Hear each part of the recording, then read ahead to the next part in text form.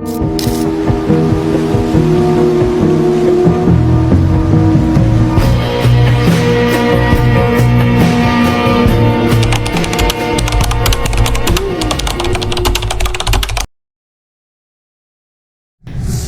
Bularan dan teman-teman, pada video kali ini kita akan mempresentasikan Kerajaan Mataram kuno.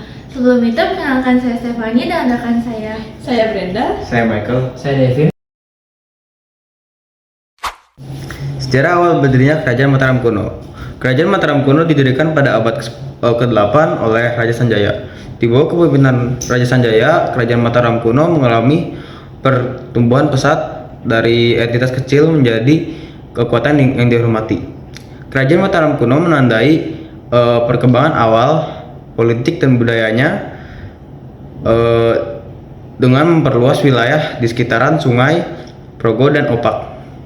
Pada abad berikutnya, Kerajaan Sanjaya mengalami pertumbuhan karena Raja Sailendra dan Wangsa Sailendra. Meskipun Kerajaan Mataram kuno sedang ada di masa puncak kejayaannya, dan karena agama Hindu dan Buddha yang kuat dan perdagangan yang mendominasi di Asia Tenggara, Kerajaan Mataram kuno tetap mengalami kemunduran pada abad ke-10 dan terpecah menjadi kekuatan yang lebih kecil. Pusat kekuasaan Kerajaan Mataram kuno, Sailendra Sanjaya, di Jawa Tengah, Indonesia. Dia memiliki kekuasaan yang berbeda-beda di setiap wilayah. Jadi kekuasaan berkembang di Sungai Opak dan Progo. Itu di Jawa Tengah dan Jawa Timur. Selanjutnya, dalam sejarah Kerajaan Mataram kuno terdapat beberapa raja yang berperan penting dalam Kerajaan Mataram kuno. Yang pertama ada Raja Sanjaya. Dia dianggap sebagai pendiri Kerajaan Mataram kuno pada sekitar abad ke-8 setelah Masehi dan memimpin perluasan wilayah serta menetapkan dasar-dasar kekuasaan. Yang kedua ada Raja Sailendra. Ia adalah salah satu raja yang berperan dalam masa keemasan atau masa kejayaan Mataram kuno. Ia dikenal karena keberhasilannya dalam mengembangkan perdagangan atau kebudayaan di kawasan Asia Tenggara. Raja yang ketiga ada Raja Belitung. Ia dikenal sebagai salah satu raja Mataram kuno pada abad ke-9 setelah Masehi. Ia terkenal dan dicatat sebagai pembangun beberapa candi penting di Jawa Tengah, seperti Candi Prambanan. Yang keempat ada Raja Diatulodong. Ia merupakan salah satu raja Mataram kuno yang berhasil pada abad ke-10 Masehi yang terkenal, dan ia tercatat dalam beberapa prasasti dan diyakini sebagai pemimpin Mataram kuno pada masa penting dalam sejarahnya. Selanjutnya ada Raja Diawawa. Ia adalah seorang raja Mataram kuno yang memerintah pada akhir abad ke-10 setelah Masehi. Namanya tercatat dalam beberapa prasasti penting yang memberikan wawasan tentang informasi-informasi tentang pemerintahannya. Selanjutnya, puncak kejayaan Mataram kuno. Umumnya diidentifikasi pada masa pemerintahan Raja Sailendra dan Wangsa Sailendra serta Sanjaya pada abad 8 dan 9 Masehi. Masa ini sering disebut masa keemasan atau masa paling berjaya Kerajaan Mataram kuno.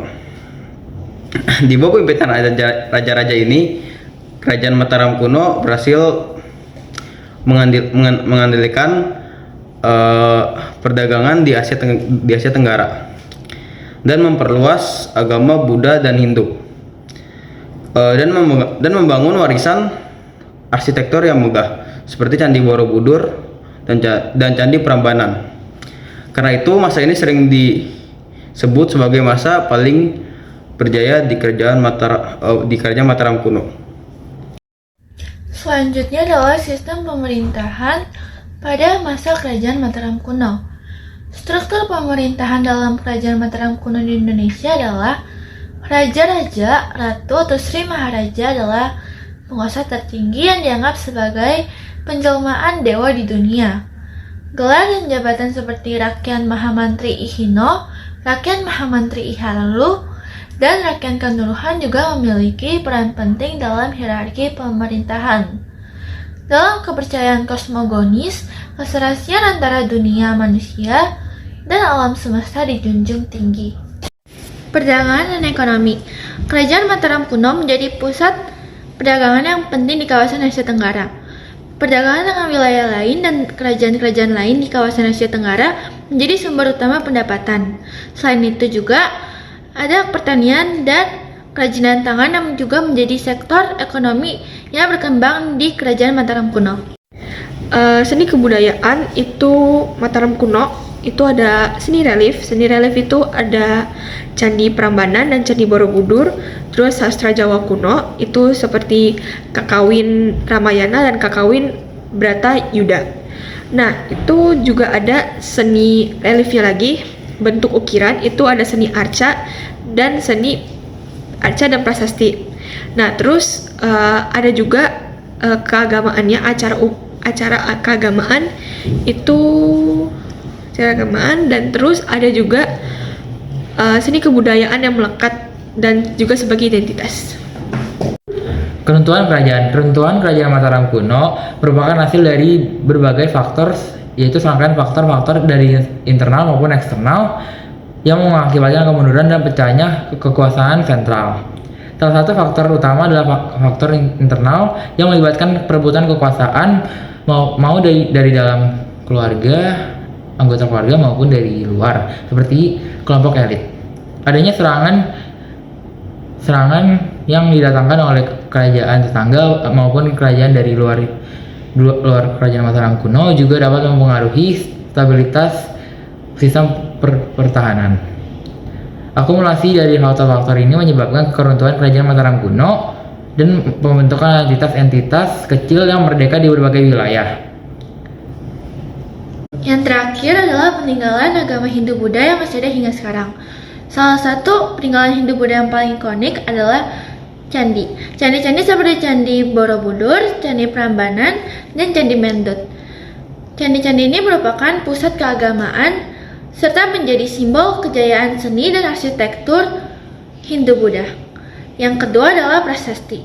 Prasasti seperti prasasti Canggal dan prasasti Kalasan memberikan informasi tentang praktik keagamaan, sumbangan kepada kuil-kuil, serta memberikan informasi tentang pembangunan struktur keagamaan. Yang terakhir adalah seni relief.